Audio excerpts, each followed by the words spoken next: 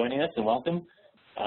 Thanks for the help to get this all set up from Emily and Lenya and Liz, and special thanks to Laura for putting together the show for us today, talking about connecting downstream communities with upstream landscapes.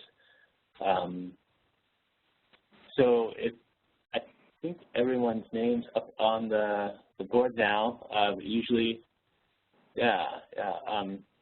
we'll have people, as they come in to, put their name in the chat box rather than doing a round robin of introductions. We've got a nice long webinar, or a lot of content for the webinar today that we want to get to. So if there's no other announcements from the folks at the National Network, I'd like to introduce Laura McCarthy. She's with the West Nature Conservancy out of New Mexico. I think we all have met Laura in the past, hopefully. And she works with the Rio Grande Water Fund. It has some great stuff to share with us on connecting downstream communities and upstream action with landscapes. So take it away, Laura. Yep. All right, I'll give you a minute to read the comic, and then I'll tell you why I started with that.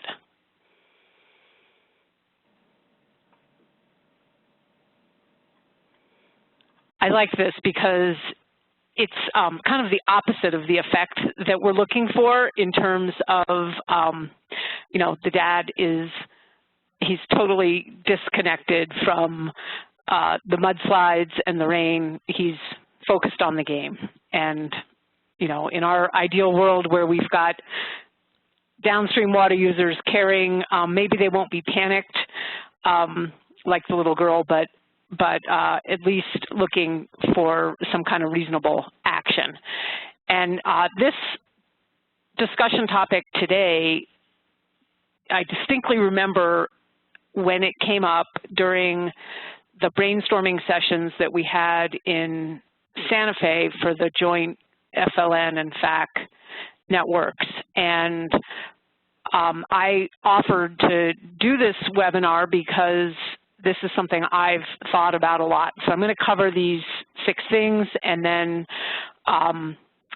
we'll move into some discussion so that we can hear what your stories are about how you've made the upstream-downstream connection. And for us, the first piece was to establish the services that come out of the upstream headwater, things like water regulation and just water at all, but also the flow and timing of water, and then the things that downstream users appreciate water for, and in our case, it's mostly cities, farms, nature, the river itself for its recreational values and so on.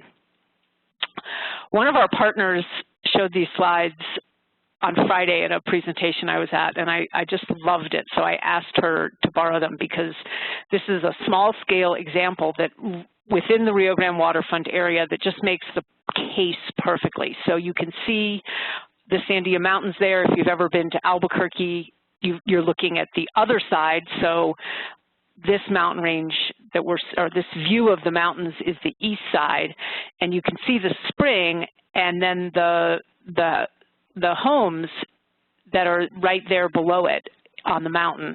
And it's a set of about 50 homes that get their water from that spring. Here's a picture of the spring box itself inside the fence, and then a picture of the fence where the spring, it's just kind of perched there in the mountains, and a little bit of water that's not captured in the pipe is still in the stream itself. The pipe runs downhill to the OSPSC tanks, and there it's put into, pretty big storage tanks and then dispersed out into the community.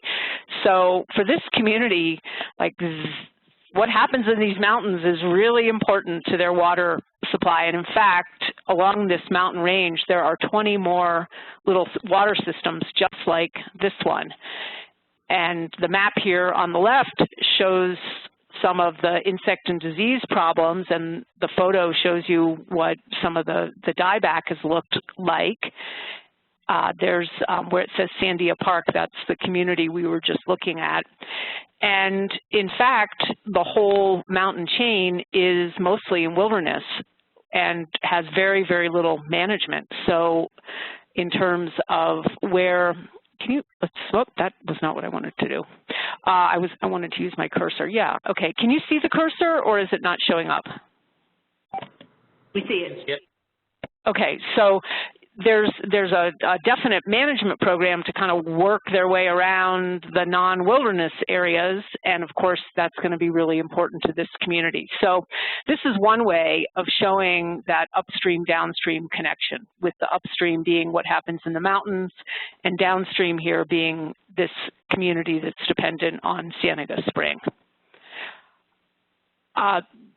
They've taken it even a little bit further because the actual, the overdense forest provides interference to the natural cycle, water cycle, where snow gets hung up in the treetops and doesn't actually reach the ground. And this is one of our treatment units, and you can see that the snow is actually hitting the ground there, but it's not doing so up above. Another way that for this community, making the connection not just upstream, downstream, but showing how management affects what will flow downstream as well. Another piece that has been really important to us is to show the consequences of no action. And this is one of our reservoirs. The day after there was a rainstorm that that landed on the burn scar created by this fire. And the combination of the fire, what happened to the reservoir, and the massive extent of burned area is the problem, and we don't shy away from using visuals to explain to people why it's a problem. And in fact, we use this video that you're going to see a lot. The video is taken at the mouth of a canyon. I turned my sound off. You're probably not getting any sound, are you? Okay, well, I won't do that. Sorry, you would hear rushing water if I had the sound on. So 2 afternoons of thunderstorms that centered over the burned area that I showed one slide ago. It was not a lot of rain. I think it was about an inch each day. And you can see that it just far exceeded anything that anybody expected to come out of that canyon. So we use this video a lot. I actually never get tired of watching it because flowing water is appealing, but generally people, when they see this, are really shocked that there were actually flows like this in New Mexico. And as the shot pans down, it actually goes down to the Rio Grande, which is the main pipeline of water for the entire state. We also use this visual a lot with water, not from that debris flow, but from a river that didn't have any major flooding per se on the other side of the mountains after the 2011 Las Conchas fire. And this also makes a big impact on people because we can say things with photos that take us forever to say with words. I would say the third way that we've established the upstream-downstream connection is through the interactions that we have fostered between various entities with jurisdiction over land. And so not just the Forest Service, there's state agencies, other federal agencies, and there are many more partners like soil and water conservation districts, et cetera, that I didn't put on the slide, but the land managers in general have not had close connections to the water managing entities. And so in New Mexico, Bureau of Reclamation has a number of dams that are important in management of waterways, as well as our Office of State Engineer and the water utility for the largest population base in our state. This is a joint city-county water authority for Albuquerque and Bernalillo County, but also an irrigation district called the Middle Rio Grande Conservancy District that delivers water to thousands of farms in the Middle Rio Grande, and a business entity called the Business Water Task Force that forms specifically to advocate for water security. So part of creating the upstream-downstream connection is getting these people to know each other in the same way that we have a FAC network and an FLN network that connect all of us within our profession. This is more of a cross-sectoral kind of connection, but we found that it's been really effective. So explaining the plumbing of the rivers and reservoirs to the land management agencies, and likewise to the water managers, helping them to understand where the water comes from and what some of our issues and problems are. In fact, we took that partnership and have expanded it to include many others, such as public school systems, acequias, which are traditional water users in our state, a really cool organization called the New Mexico Watershed and Dam Owners Coalition, and they are literally a lot of private landowners that have 1940-era dams on their property. And so forth. You can see the broad diversity here. There's also private sector. Our fourth piece is about data, because while the stories and the visuals are really important, you also need to back your, you need to have a, scientifically be able to establish a legitimate connection between what happens in the headwaters and what flows downstream. For us, a partnership with the USGS helped establish the debris flow, post-wildfire debris flow connection. We also are doing work that's modeling snowpack and differences in snowpack in overgrown forest conditions versus thinned and restored forest conditions, and some economics, not our strong point, but we're working on it, and that is to come up with the ability to show the cost of treatment, which is shown here as negatives, and the benefits to counties, to downstream users, and the savings in terms of suppression and recovery costs. So I just pose this as three different examples of types of data that are important for establishing the upstream-downstream connection. Fifth is polling, and or another way to say that is using survey tools to understand where the public is. We've done three, and I'm going to just show you really briefly the results. Our first poll was in Santa Fe in 2011, and we described the idea of a water source protection fund. That is that the downstream water users in Santa Fe would help to pay for restoration of the watershed that supplies 30 to 50% of the city's water. And when we posed it as an idea, we had 76% total support. And then we asked them how much they would be willing to pay for it. And we still got really strong support. So when we asked about 65 cents, we had, more than 80%. Even for $2 a month, we had more than 60%, and in the pollsters' world, anything over 40% is superb. So these are outstanding numbers for Santa Fe. But everybody knows, you've been here. Santa Fe is kind of a unique community, so maybe this wouldn't hold true. Well, in 2013, the University of New Mexico took our Santa Fe study, shown here on the right, and replicated it in Albuquerque, and actually found even stronger numbers. So numbers for, say, the 65 cents a month level, it was even stronger than in Santa Fe. And so that was interesting. Then we redid the whole thing statewide in 2016 because we think that the support is there to create a statewide forest and watershed restoration fund. And again, we found still 80% support, and it's this is bipartisan support, Republicans and Democrats alike, also cuts across all different ethnic categories in New Mexico, and we're a pretty diverse state. So this is good information to have. It tells us that the messages that we've created about upstream, downstream are actually, like, people get it in our state.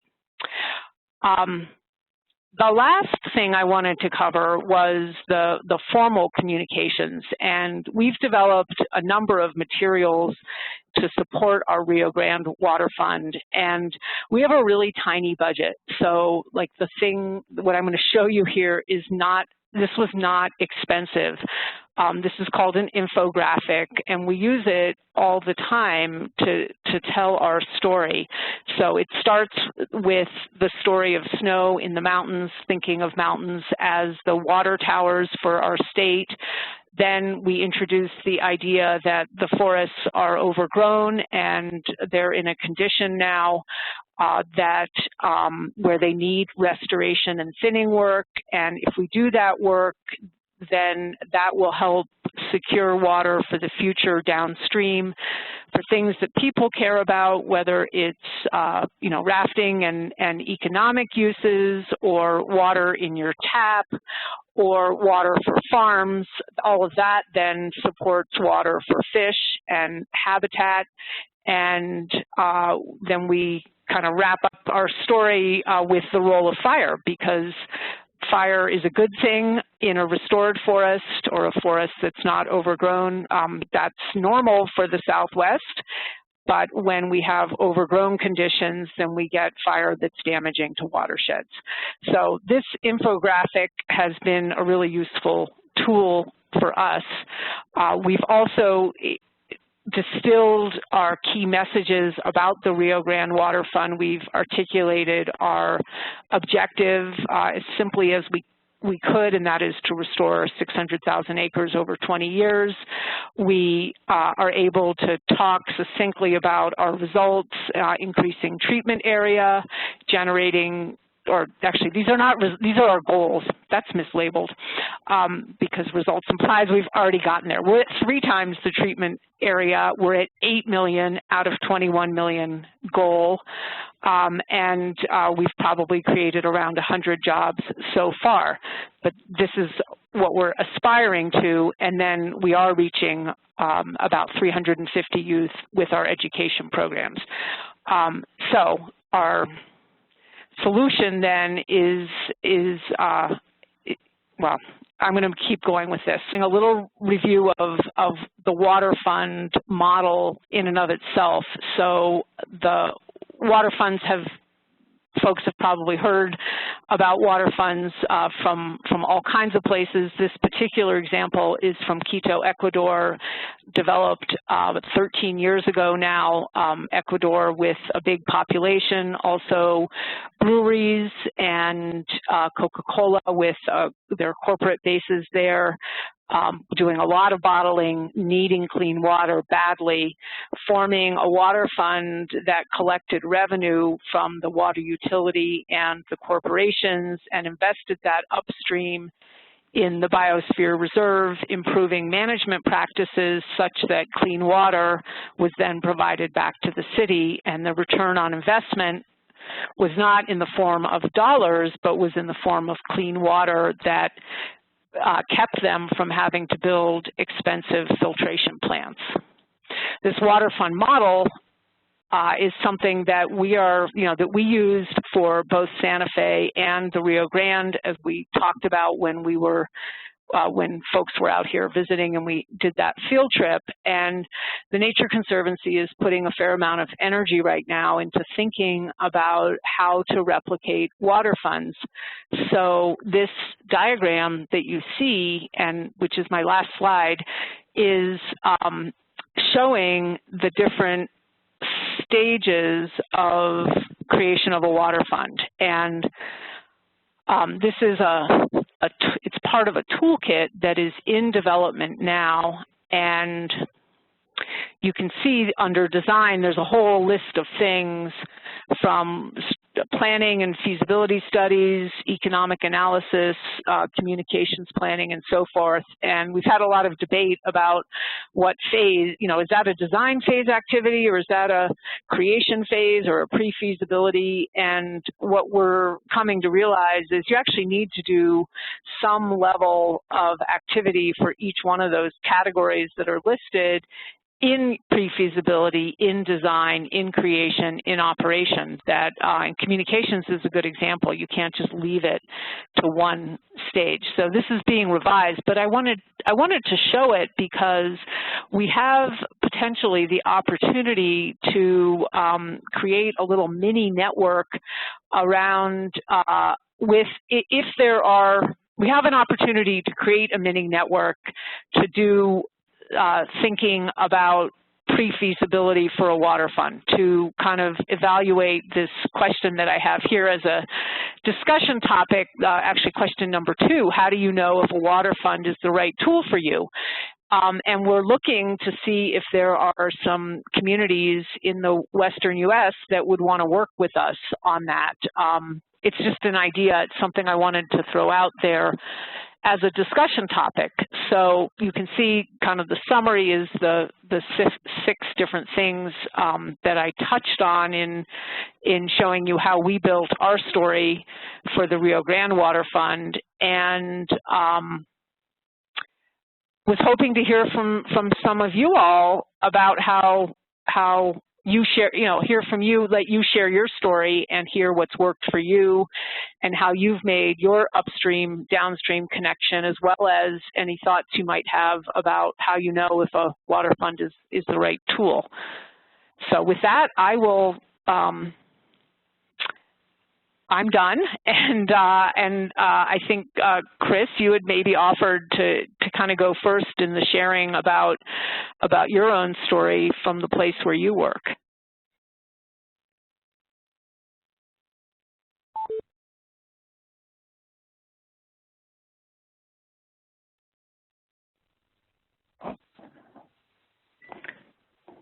Looks like he may have hung up instead of unmuting. Okay.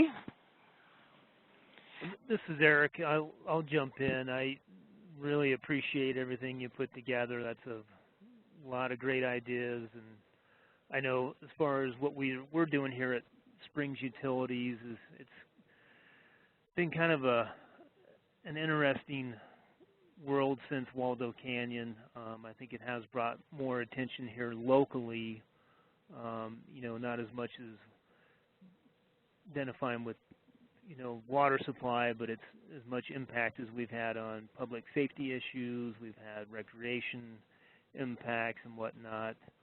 I know with our system, we span over 11 counties. It's trying to get this bigger picture of how do we address the big picture, but I think locally we're making a little bit of ground.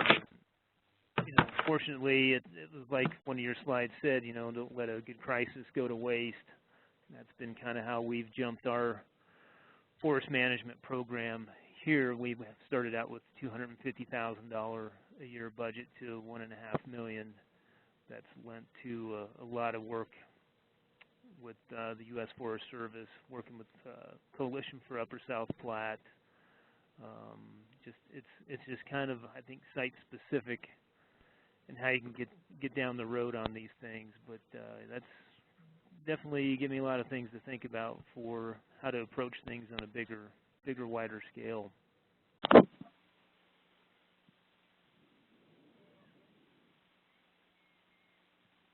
Great. Do we have Chris back? Yeah, sorry, I went to unmute myself and disconnected instead. Inauspicious beginning. So if I haven't met folks on the phone, my name is Chris Chambers. I work for the city of Ashland in Southern Oregon.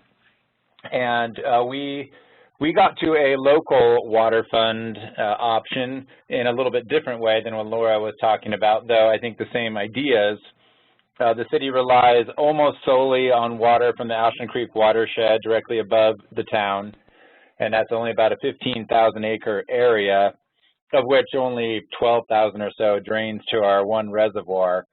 And like the story of many watersheds across the West, it was fire-dependent ecosystem, highly overgrown and fire-prone, and we feared the effects that a severe fire would have on our ability to capture, store, and deliver clean drinking water to the citizens of Ashland. And various efforts have taken place at attempts to manage forest lands over the many years. And just recently, starting in 2010, the largest scale effort started taking place called Ashland Forest Resiliency Project, which is a stewardship agreement between the city, the Forest Service, the Nature Conservancy, and a local nonprofit called McCarthy Restoration. So we were getting into that project, and that project is designed to treat about 7,600 acres of our watershed, which is about half the area. And it wasn't too far into it when the mayor and some of us in the project realized, we're making really good progress towards fuels reduction and restoration of our forests and protection of our watershed. But what happens when we get to the end of this project and we have to maintain it? And in reality, maintenance was really starting then. We had stands that we were doing work in that needed retreatment within 4 to 5 years after we first went in, because of brush regrowth and things like that. So the need for this ongoing maintenance fund was identified pretty clearly, and the mayor actually took it upon himself to not only help us to get funding to get to a completion point in this project, which we're getting close to that now, but to create a fund from the city that would provide for maintenance of the watershed in perpetuity. At least perpetuity is the idea.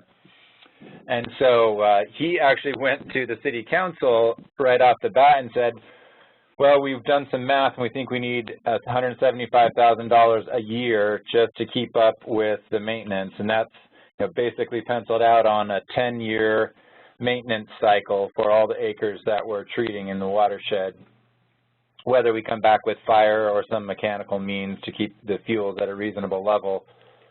And the council went for it as kind of a pilot project. The first 2 years were on a biennial budget.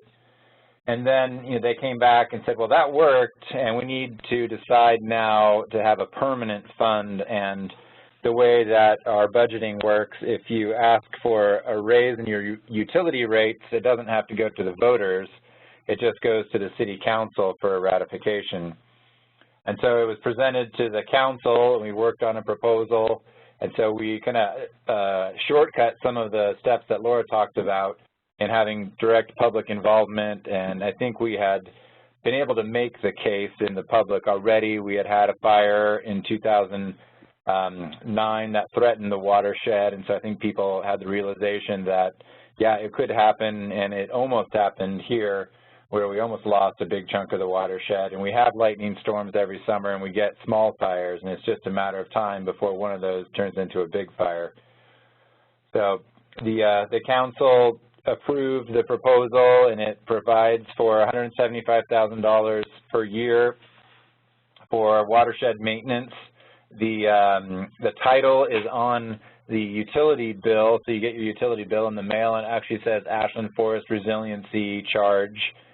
And it comes out to just under $2 per month for the average homeowner in town. And of course, bigger water users would pay a little bit more based on the size of their water meter. And that was one way that the council determined it would make it more equitable, rather than having big water users pay the same fee that the average homeowner would pay.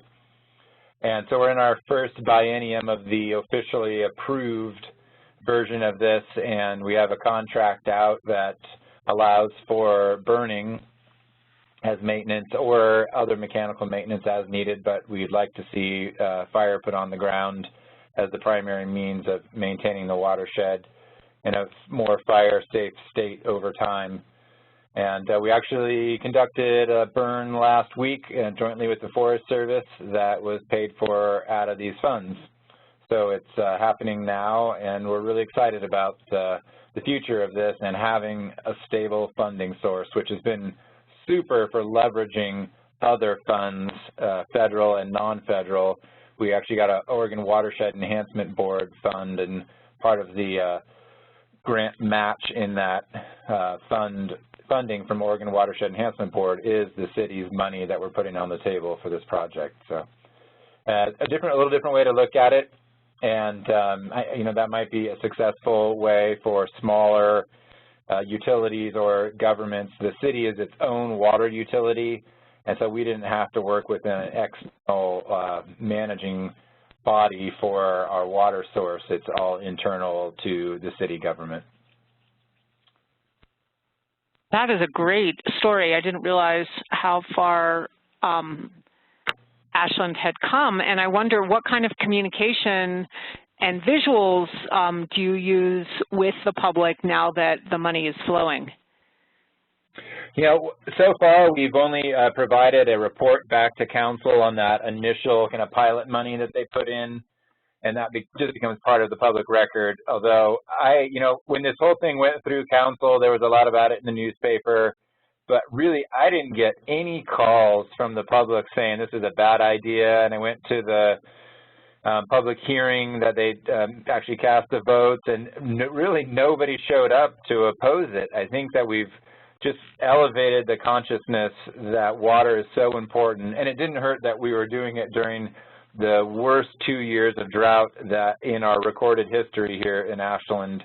And so I think people very quickly realized the first year there was almost no snowpack in the Siskiyou Mountains above town, and the second year very, very little snowpack. So we were almost underwater restrictions and curtailments, although our voluntary efforts actually let us slip past in the drought years without restrictions being put into place.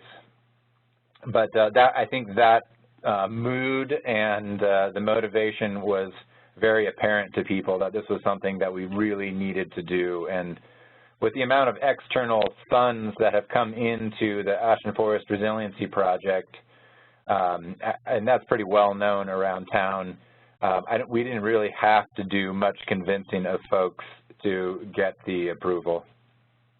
Yeah, well, and there's another piece to that too then, which is that the whole burden of paying for it isn't all on the city's back, because their money is being leveraged, what, 3-to-1? Would be my guess, or yeah, I don't know, what's your leverage ratio? Probably a lot more than that.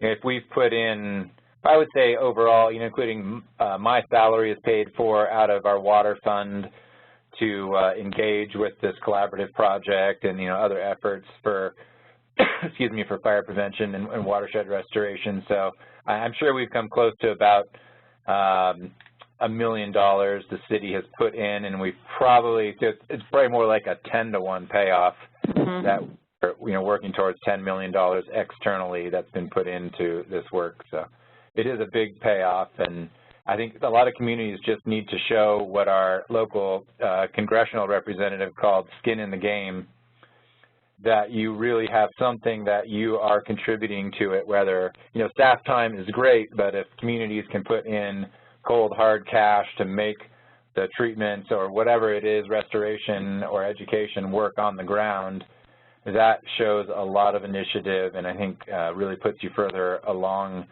the way to getting that federal funding or state funding as a match. Our experience too. Anybody else have a story that you want to share?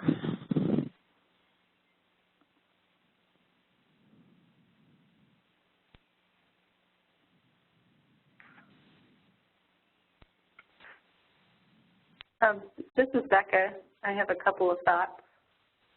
Can you guys hear me? Great. Yes. Okay. Well, I just think a really interesting dynamic that's here between the Aspen sample and the Rio Grande Water Fund is the distance between your upstream and downstream users. And that's something that I'm looking at here, because in the area that I'm working, we have a pretty small population that is up close and directly using the water, much smaller than the scale of the problem. So we're looking at that 660,000 acre area of the watershed with maybe 50,000 immediate users who would easily be connected to it. But that water flows into the Colorado. And so if you pull that at a larger Colorado River scale, then there's maybe a larger case to be made. So I think that scalability is really important, and depending on your situation about how close or far your users are, how you reach people is different to buy into it. I really like the way with the Rio Grande Water Fund that you're able to connect with key stakeholders downstream. You don't have to, maybe you don't have to convince the entire city of Albuquerque that they need to add 65 cents or $2 to their water bills. It's a matter of, getting key players to buy in on it. So thanks for your stories. Yeah, where are you working? I'm on the Dolores Watershed in southwest Colorado, and the other interesting thing that we have, it's almost the southwesternmost watershed in Colorado. There's kind of a couple small drainages south of us that flow the other way into the San Juan, but on the San Juan National Forest, which is the primary forest landowner of that land, they extend all the way over into the Chama Peak Land Alliance area in the upper Rio Grande watershed. So that creates another interesting dynamic where now at the larger scale, we have this diversion from the Colorado River into the Rio Grande. And so it just complicates things as far as long-term, who pays for that part of the forest if you scale things up. Yeah, although, that's a really interesting one, and I guess the way this story evolved, I didn't show any maps, but I have one that shows the San Juan Chama project in Colorado and the pipeline that moves it into New Mexico. And our long-term goal is to get the 20 different contractors who basically own a piece of that water that comes from Colorado to pay for the restoration, not just of the basins where the water comes from, but we've done modeling of the Watershed and to get their funding to help pay for restoration of the whole Watershed. And, it's a long-term prospect. In other words, I think it'll be probably 3 years until we really have the deals worked out, but I'm pretty confident we'll get there because, what choice do they have, really? They lose those 3 little basins, and they're losing water that is just vital to the state.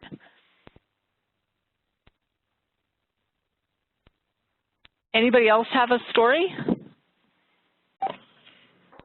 Hey, Laura, this is Reese from Washington State. Hey there. Great to see this evolve over the years. It's inspiring. I think it's interesting. I don't have a story to share per se, except for in Washington State, with our 2 last big fire years. And previous to that, actually, we've been successful working with the state legislature, to the tune of $3 to $10 million a year in investing in forest health type treatments. And we're looking at this year taking more of a watershed approach, or large landscape watershed. Some of the polling we've done in Washington State where forests and water and then fire poll really high in the sense of public support and interest. But struggling a little bit in the transition of, it's interesting, right, these different scales at which the restoration and then a funding mechanism and then their demographics within that watershed. Where we're split with the Cascades on the west side, a lot wetter, a lot more water, although we do have an example where Seattle City Light does pay, users pay a fee to maintain their watershed for Seattle. So we have that precedent. We don't have a precedent on the east side, the drier side, more fire. and forest health issues of of a fund or water users paying. And we also, though, have different demographics, lower populations, density on the east side. So it's interesting to hear these different stories, how they fit, and how just kind of noodle how we're going to move forward in thinking about connecting a water piece, and can we make it a higher, can we tell the story? The way you've laid it out is very useful, I think, in the sense of thinking about what scale and how we might move something forward in Washington. In our, that makes a ton of sense. And in our, well, I guess I have two thoughts. Okay, in our, as we went through the pre-feasibility stage, that kind of first step of evaluating if a water fund is even the right tool, we tested out a few different scales, and